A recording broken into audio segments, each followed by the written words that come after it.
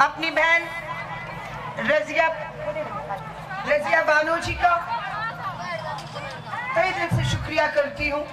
हमारे बीच में प्रदीप प्रधान जी, खटाना जी हमारे भाई खड़े हैं। सुधा भारद्वाज जी हरियाणा महिला कांग्रेस की अध्यक्ष है। आरफा हमारे दिल्ली की जुझारू ऑल इंडिया महिला कांग्रेस में मेरी साथी है। हमारी हसीना जी तमिलनाडु महिला कांग्रेस की अध्यक्ष है। खास तमिलनाडु से हरियाणा की धरती में आपके बीच में आई हैं। सुनीता सहरावत जी आप ही के गुड़गांव से ऑल इंडिया महिला कांग्रेस में मेरी साथी हैं। मंच पर उपस्थित सभी भाइयों और आप बहनों को शुक्रिया करती हूँ। मैं 3 घंटे पहले महेंद्रगढ़ के नारनौल में थी, वहां पर भी आप बहनों को सभा किया, वहां से निकली और यहाँ की तस्वीर का मुझे भेजिए। तस्वीर भेजी तो पता लगा मुझे यहाँ 3 बजे का समय दिया और आप 1 बजे से आकर बैठी हुई है। 1 बजे से तस्वीरें देख रही हूँ। अभी मैंने रजिया बानो बहन से भी कहा जगह कम पड़ गई है, अगली बार बहनों के लिए और अच्छी व्यवस्था होनी चाहिए, क्योंकि बहनें घरों से निकलती नहीं है। लेकिन जब मजबूर किया जाएगा मेरी बहनों को तो वो निकलेंगी भी, आवाज भी उठाएंगी, अपने हक अधिकार छीन कर घर लेकर भी जाएंगी। क्या हो रहा है देश में?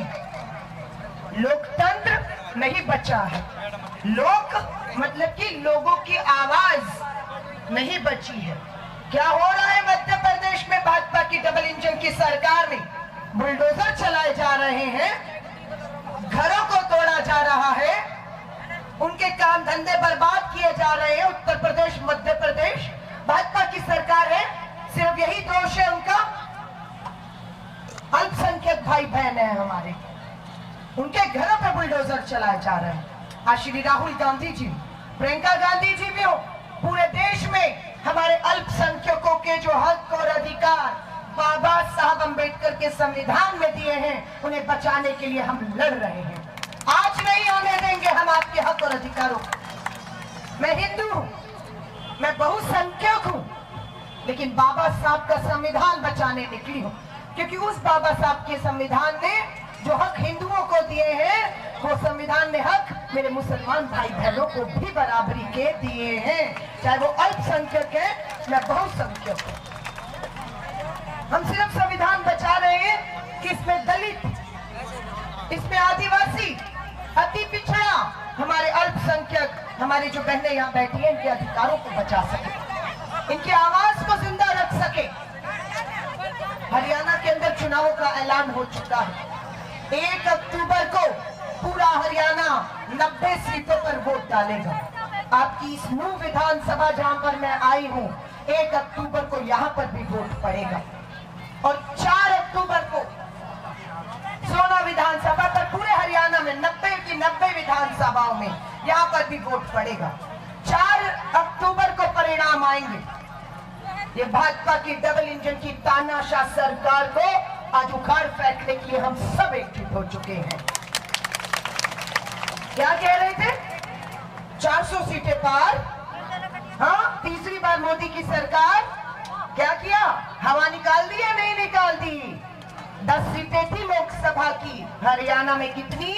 10 की 10 किसके पास थी? भाजपा के पास थी। इस बार हमने 10 में से सीधा 5 छीन ली है। लोगों ने 10 में से 5 सीटों पर हरियाणा में इस बार कांग्रेस को जिताया है। और इस बार विधानसभा का चुनाव है। इस आधी आबादी का वोट उतना ही बराबर और भारी है जितना पुरुषों का वोट है।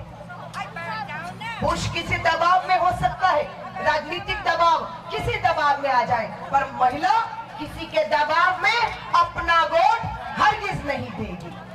क्या मुद्दे हैं मेरी बहनों के? मुद्दा है महंगाई, हाँ या नहीं? है महंगाई मुद्दा या नहीं? घरेलू सिलेंडर कितने का खरीद रहे हैं? मोदी की गारंटी 450 का मिलना था ना, क्या घरेलू सिलेंडर 450 का मिल रहा है? क्या कीमत है? क्या कीमत है? 800 रुपया। हाँ, हम आपको विश्वास दिलाते, लगा हुआ राजस्थान है, कांग्रेस की अशोक गहलोत सरकार 500 रुपए का सिलेंडर दे रही थी, आप 800 ले रहे हो। 4 अक्टूबर को कांग्रेस की सरकार बना दीजिए, हम आपको सिलेंडर देंगे 500 रुपए, हम देंगे महंगाई से राहत आप लोगों को। मैं जाऊं गाड़ी में बैठा। कल सुबह हिमाचल जा रही हूँ, कांग्रेस की सरकार है, वायदा था कि हर गरीब परिवार की हर महिला को उसके बैंक खाते में महीने की पहली तारीख में 1500 रुपए डालेंगे। और मेरी बहनों को हिमाचल की कांग्रेस सरकार 1500 रुपए उनके खातों में डालना शुरू कर दिया है। बहनों को मिलने अपनी सरकार का धन्यवाद शुक्रिया करने जा रही हूँ। हरियाणा में क्या होगा? हरियाणा में भी 4 अक्टूबर को कांग्रेस की सरकार बनते ही हिमाचल की तर्ज पर कर्नाटक और तेलंगाना में कांग्रेस की सरकारें महिलाओं को सीधा आर्थिक मदद हर महीने पहुंचा रही हैं। हम हरियाणा में भी वायदा करते हैं 2000 रुपए से कम नहीं देंगे, उससे ज्यादा ही देंगे। हर महीने की पहली तारीख को हर बहन के बैंक खाते में।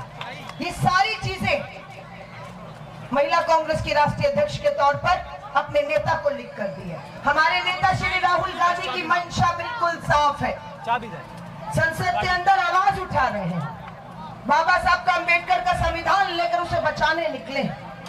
इस देश में हिंदू मुस्लिम के नाम पर क्या क्या तमाशे भाजपाइयों ने नहीं की। श्री राहुल गांधी जी ने इस देश को एक रखने के लिए भारत जोड़ो यात्रा, भारत जोड़ो न्याय यात्रा की, और मैं आपका शुक्रिया करती हूँ। वो यात्रा आपकी धरती से भी गुजरी और आपने दिल खोलकर उस यात्रा का स्वागत किया और एक संदेश दिया, हिंदू मुस्लिम हम अलग अलग नहीं।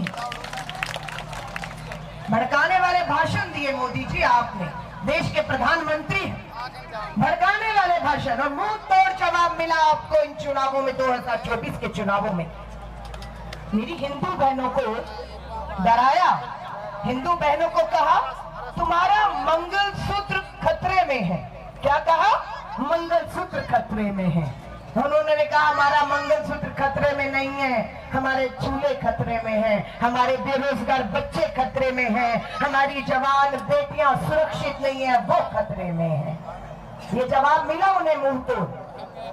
आज भी मैं यहाँ देख रही हूँ हमारी कुछ हिंदू बहनें भी बैठी हैं, मुस्लिम बहनें भी साथ बैठी हैं। कोई खतरा है किसी को? मैं पूछना चाहती हूँ मेरी हिंदू बहनें, मुस्लिम बहनों से कोई खतरा है? खतरा है तो केंद्र में बैठी इस तानाशाह मोदी सरकार को हमसे खतरा है, क्योंकि अब उसकी उल्टी गिनती शुरू हो चुकी है। 400 मांग रहे थे, पूर्ण बहुमत भी नहीं मिला आपको। बिहार की और आंध्र प्रदेश की बैसाखियों पे चल रही है ये सरकार, और 4 अक्टूबर को जम्मू कश्मीर का परिणाम आएगा, हरियाणा का परिणाम आएगा, और उसके तुरंत बाद महाराष्ट्र और झारखंड, चारों राज्य कांग्रेस और इंडिया अलायंस जीतने जा रही है। और जैसे ही हम 4 राज्य जीतेंगे, भाजपा की दिल्ली की सरकार गिरने वाली है, गिरने वाली है। अति हो चुकी है आपकी तानाशाहियों की, जातियों की। महिलाएं सुरक्षा मांग रही। हमारी हरियाणा की बेटी नाम है विनेश फोगाट, रजिया बानो की तरह खेलों में नाम रोशन किया हमारी बेटियों ने। नारा देते हैं बेटी बचाओ बेटी पढ़ाओ। माँ बाप कहते हैं बेटियां तो पढ़ा लिखा रहे हैं, डॉक्टर, इंजीनियर, लॉयर, खिलाड़ी बना रहे हैं, पर मोदी जी आपसे हमारी बेटियां बचाई नहीं जा रही हैं। पढ़ा तो रहे हैं पर आपके नेताओं से बचा नहीं पा रहे हैं। कौन है ब्रजभूषण शरण?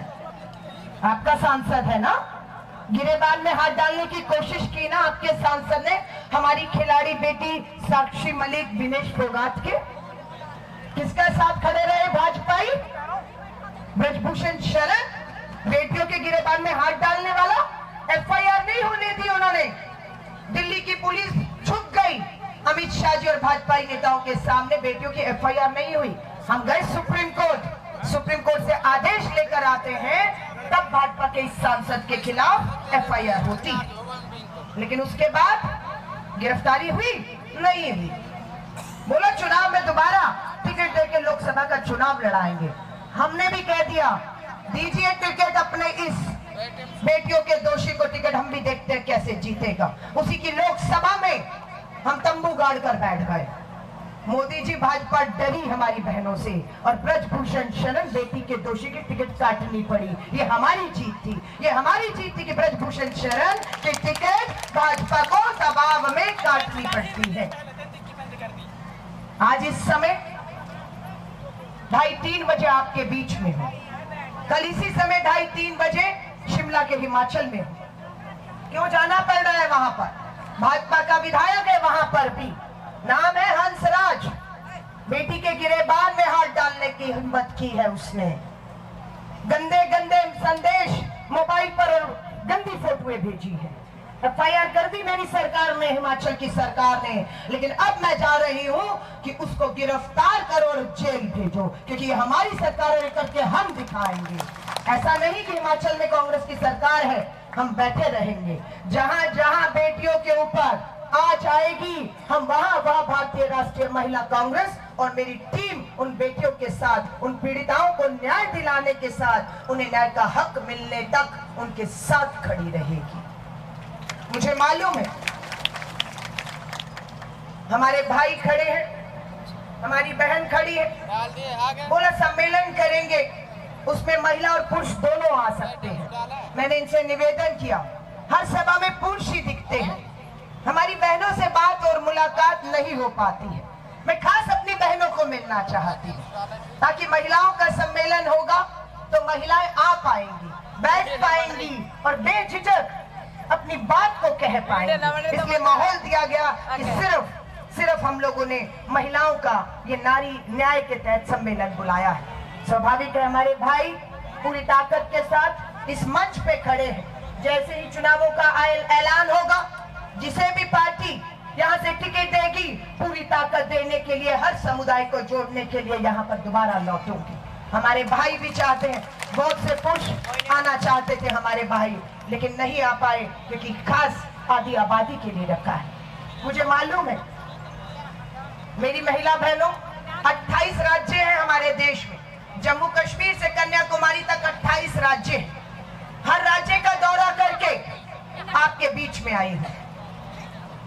पूरे देश की महिलाओं की एक ही मांग है कि महंगाई, बेरोजगारी और घरेलू हिंसा बढ़ रही है। कारण जाना, बहनों से बात की और बहनों ने कहा ये जो महंगाई है, ये जो बेरोजगारी है, ये पुरुषों से ज्यादा मुझे चुभ रही है, मुझे परेशान कर रही है। मैंने अपनी बहनों से पूछा, अरे महंगाई जो तुम्हारे लिए है वो भाइयों के लिए भी है, जो बेरोजगारी तुम्हें परेशान कर रही है वो उन्हें भी कर रही है, तो तुम्हारे लिए ज्यादा कैसे हुई? सुनिएगा, बहनों ने कहा आदमी और बेटों के पास काम नहीं है, कमाई नहीं है, आदमी के पास कर्ज लेना पड़ रहा है, उधारी लेनी पड़ रही है, कर्ज उधारी चुकाए नहीं चुकाई जा रही। आदमी को गुस्सा आता है और वो गुस्सा किसी और पर नहीं, घर पर, मुझ पर, औरत पर उतरता है। हाँ या नहीं? हाँ या नहीं? हाँ या नहीं? तो महंगाई और बेरोजगारी हमें ज्यादा परेशान करती है। आदमी मजबूर हो रहा है, गुस्से में है, काम नहीं, कमाई नहीं, कर्ज लेना है, उधारी लेनी है, उधारी चुकाई नहीं जा रही। आदमी को गुस्सा आता है और गुस्सा घर में औरत और बच्चों पर उतरता है। आज हम आपको कह रहे हैं रोजगार, आज तक बेटों की बात थी, बेटियां पढ़ लिख गई है ना, हाँ, उनका अधिकार नहीं है इन नौकरियों पर, उन्हें भी नौकरियां मिलनी चाहिए या नहीं? माँ बाप पढ़ा लिखा रहे हैं। तो आपसे मैं कह रही हूँ, हरियाणा बेरोजगारी में नंबर 1 पे खड़ा है, लेकिन 4 अक्टूबर को सरकार बनते ही सरकारी पक्की नौकरी की भर्ती हम खोलने जा रहे हैं। और जैसे ही सरकारी पक्की नौकरी की भर्ती खुलेगी, उन आधी भर्ती पर हमारी हरियाणा की पढ़ी लिखी बेटियों का हक होगा, आरक्षण होगा, ताकि हर बेटी के पास अपना काम, अपनी कमाई होगी। हरियाणा की धरती पर बेटियां सुरक्षित नहीं है। भाजपाइयों को 10 साल में समझ नहीं आ रहा कि बेटियां सुरक्षित कैसे होंगी। हम आपको बताते हैं, हम अपने राज्य में जहाँ सरकार है वहाँ क्या कर रहे हैं, वही काम हम हरियाणा में करेंगे। क्या होगा? महिला थाना खोला जाएगा, हर जिले में महिला थाना खोला जाएगा। और उन महिला थानों को पुलिस नहीं, हमारी महिला पुलिस की भर्ती होगी और महिला थानों में सुनवाई के लिए महिला पुलिस की भर्ती की जाएगी। हमारी बेटियां बैठेगी, हर थाने में महिला वकील बिठाई जाएगी, ताकि हमारी किसी भी बहन को किसी भी तरीके की कानूनी सलाह चाहिए, कानूनी मदद चाहिए, वकील चाहिए, वो वकील मुहैया कराना, न्याय दिलाने का काम हमारी सरकार करेगी। आ जाइएगा उन महिला थानों में, महिला पुलिस, महिला वकील आपकी सुनवाई के लिए, आपको न्याय दिलाने के लिए बैठी होगी। वहां होंगी कैसे नहीं हमारी बेटियां सुरक्षित, हम पूछना चाहते हैं। हरियाणा में अभी जब मैं आपसे बात कर रही हूं, आज भी एक जवान सरहद पे शहीद हुआ है। माओ ने कोख से बच्चे पैदा किए, बेटे दिए मां भारती के लिए। हर रोज जवान सरहद पे शहीद हो रहा है।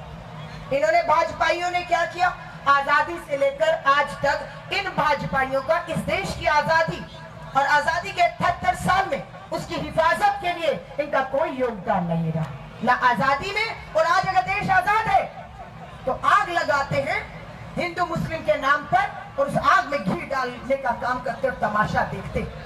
इन्होंने हमारी भारतीय सेना को कमजोर करने का काम किया।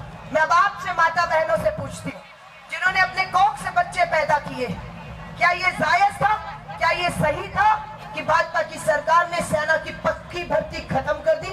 सेना में ठेके पर भर्ती कर रहे हैं, 4 साल के लिए ठेके की भर्ती मंजूर है आपको? मंजूर है? मंजूर है तो करिए इन्हें बाहर। हरियाणा से, देश से सेना की पक्की भर्ती हम बहाल करेंगे। सेना में ठेके की 4 साल की ये नौकरी हम रद्द करेंगे। हम देंगे हर जवान को, हर शहीद को शहीदी का दर्जा। हम देंगे हर शहीद को उसके सम्मान में जो कफ्न तिरंगे में तिरंगा मिलता है, उसे भाजपाइयों ने छीनने का काम किया। भाजपाइयों ने जवान शहीद के माँ बाप से उसके हक अधिकार छीनने का काम किया। आज हरियाणा की धरती वीर सपूतों की धरती है, खिलाड़ियों की तो किसानों की भी धरती है। हमारा अन्नदाता यहाँ पर खून पसीना अपना एक किया। अभी कहते थे किसान खेतों में पसीना बहाता है, पर हमने दिल्ली की दहलीज में उसी किसान को खून बहाते भी देखा है। लाए ना ये कृषि कानून, काले कानून, अपने पूंजीपति मित्र अडानी का घर भरने के लिए लाए थे। 700 किसान शहीद हो गए। क्या कह रहा है हमारा किसान? यही तो मुद्दे हैं इन चुनावों में। भाजपा कहती है मुद्दों पर बात मत करो, हिंदू और मुस्लिम कर दो, जाति धर्मों में बांट दो। आएंगे प्रधानमंत्री मोदी जी, हवाई दौरे करेंगे और हवाओं में जहर घोल कर जाएंगे, ताकि मुद्दों पर महंगाई, बेरोजगारी, अन्याय, अत्याचार, बहन का राशन कार्ड नहीं है, उसे राशन नहीं मिलता है, न्यूज़ तो बना दो, उसका आधार कार्ड नहीं है, उसका नाम नहीं जुड़ रहा राशन कार्ड, उसे सुविधाएं नहीं मिल रही, उसको पेंशन नहीं मिलती, सरकारी वजीफे नहीं मिलते हैं। लेकिन मोदी भाजपा के लिए ये मुद्दे नहीं। तो किसानों को फसल का उचित दाम मांग रहे थे, गलत काम कर रहे थे हमारे अन्नदाता किसान। फसल का उचित दाम ही तो मांग रहे थे। क्या हमारे अन्नदाता किसान को फसल का उचित दाम मिलना चाहिए या नहीं? मिलना चाहिए कि नहीं? तो हम आपको वायदा करते हैं 4 अक्टूबर को, अगर आपने 1 अक्टूबर को कांग्रेस को वोट दिया तो 4 अक्टूबर को हरियाणा के किसानों के ऊपर जो कर्ज है, हम उस कर्ज को माफ करने का काम करने जा रहे हैं। हम अपने हर किसान को उसकी फसल का उचित दाम देने जा रहे हैं। हम किसानों को एमएसपी न्यूनतम समर्थन मूल्य देने जा रहे हैं। ये आप चाहते हो या ना हो, क्योंकि 10 साल भाजपा सरकार ने नहीं किया है। डबल इंजन की सरकार, दिल्ली में इनकी सरकार, हरियाणा में इनकी सरकार, डबल इंजन की सरकार। क्या हुआ डबल इंजन की सरकार में? अन्याय, अत्याचार, बेटियों के साथ बलात्कार, और न्याय के नाम पर आप बलात्कारियों के साथ खड़े रहे। 2 दिन पहले गुजरात के अहमदाबाद में महिला कांग्रेस की राष्ट्रीय अध्यक्ष दिल्ली नहीं बैठ रही है, पूरे देश के कोने कोने पर जा रहे हैं। गुजरात के अहमदाबाद में 2 दिन पहले वहां पर हमारी बेटी नाम है बिल्किस बानो, 11 लोगों ने मिलकर हमारी एक बेटी का बलात्कार किया। 11 लोगों ने मिलकर हमारी एक बेटी का बलात्कार किया। क्या होना चाहिए था उन बलात्कारियों की सजा? क्या होनी चाहिए थी? फांसी। फांसी हुई नहीं हुई। क्यों? बेटी बचाओ का नारा देने वाले, खोखला नारा देने वाले मोदी जी का गुजरात था। अपराधियों को फांसी नहीं हुई, अपराधियों को रिहा कर दिया गया जेल से। और जब अपराधी बाहर आए तो लड्डू खिलाए गए, लड्डू बांटे गए, उनके गले में हार डाले गए, उन्हें चुनावी मंचों पर बुलाकर उनसे वोट बटोरे गए और बताया गया बिल्किस बानो हमारी बेटी के 11 बलात्कारी संस्कारी हैं भाजपा आरएसएस वालों के लिए। लेकिन बेटी लंबी लड़ाई लड़ी, हम भी खड़े रहे और शुक्रिया करते हैं सुप्रीम कोर्ट का, हमारी अदालतों का, भाजपा की दिल्ली और गुजरात की सरकार को फटकार लगाई और कहा शर्म आनी चाहिए तुम्हें, डूब मरो।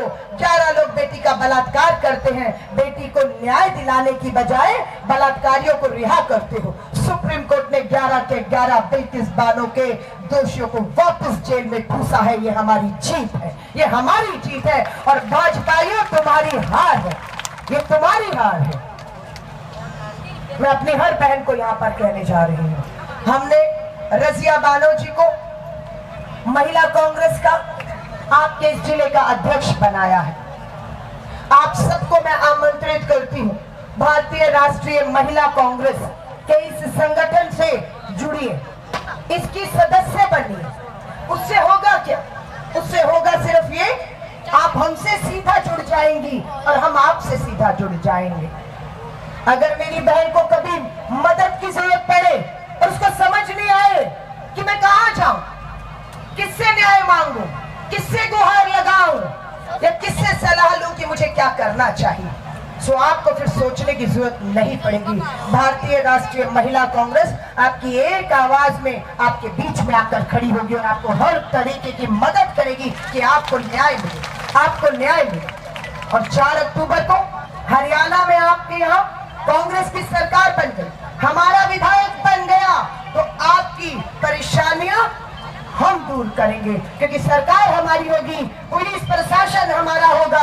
हम देखते हैं आपका हक और अधिकार आपको कैसे नहीं मिलता।